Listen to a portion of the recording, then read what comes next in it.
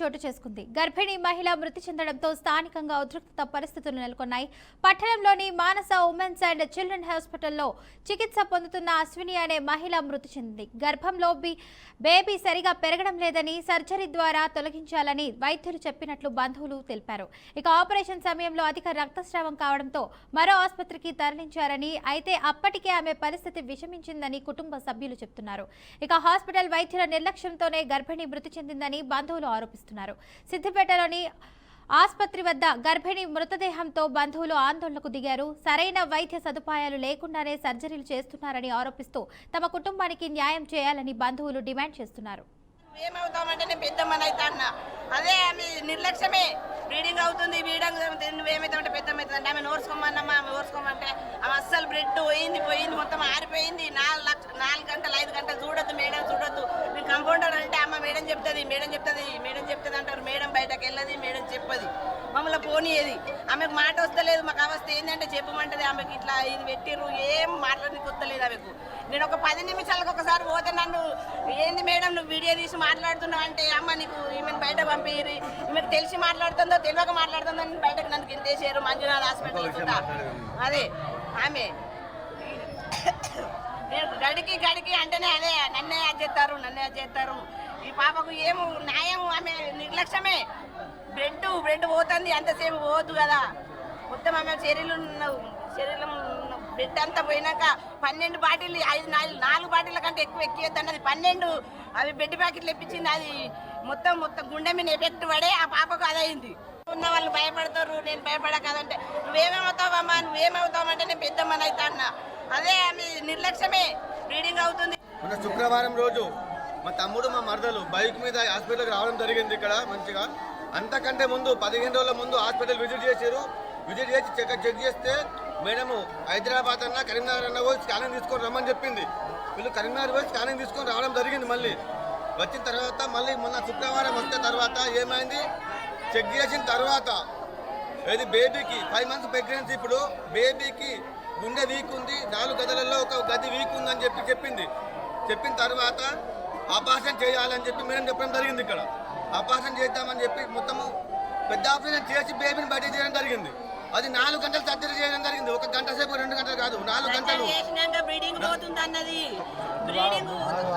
4 గంటలు సర్జరీ చేసింది. బేబీని బయటకు తీసిన తర్వాత ఆపరేషన్ చేసిన తర్వాత బ్లీడింగ్ బాగా అవుతుందని చెప్పేసి 9 నుంచి 12 బాటిల్ రక్తం ఎక్కించింది. అది ఇక్కడ హాస్పిటల్ 9 నుంచి 12 బాటిల్ రక్తం ఎక్కడం జరిగింది. ఇక్కడ అక్కడి బ్లీడింగ్ ఆంగా ఎలా కుట్లేసింది మేడం.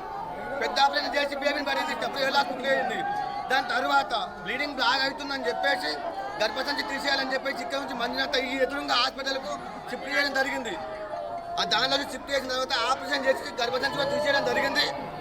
తర్వాత రాత్రి 12 గంటల ప్రాంతాలు తీసేసిన తర్వాత మొత్తం బీపీలో ఉంది. బీపీ ఏమీ లేదు. ఇక్కడ నుంచి హైదరాబాద్ యశోద హాస్పిటల్లో మాధవరెడ్డి మేడం మొత్తం మాట్లాడింది. సీసీ ఫుటేజ్ తీయండి, అవసరం పేషెంట్ స్టార్టింగ్ ఎలాగ వచ్చింది సీసీ ఫుటేజ్ మొత్తం తీయండి. మొన్న శుక్రవారం రోజు మా తమ్ముడు